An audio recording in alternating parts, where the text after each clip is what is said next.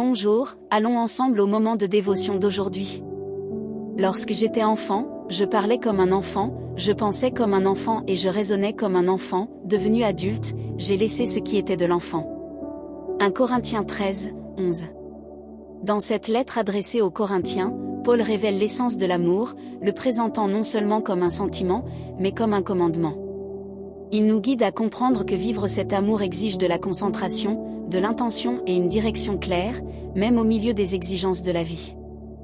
Avec le temps, lorsque nous regardons en arrière, nous réalisons combien nous avons mûri, des décisions que nous prendrions aujourd'hui différemment, des attitudes entièrement transformées.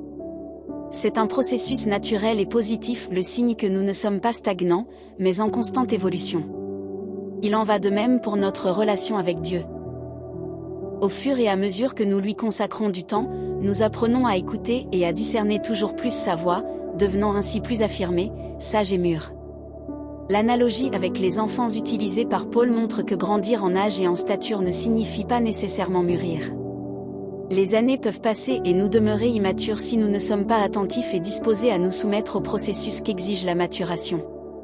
Des pratiques qui avaient du sens dans le passé n'ont souvent plus leur place aujourd'hui.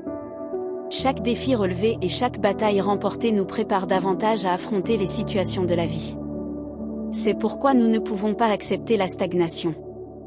Notre relation avec Dieu et notre dévouement envers lui doivent devenir de plus en plus profonds, afin que nous soyons plus forts face aux tentations, par conséquent, plus éloignés du péché. Décidez de nourrir votre esprit quotidiennement, pour grandir et vous développer jusqu'à devenir quelqu'un de ferme et constant dans la présence de Dieu. Réfléchissez Y. Phrase du jour. Le processus concourt à notre bien. Ce que nous traversons aujourd'hui forgera notre croissance et façonnera notre avenir.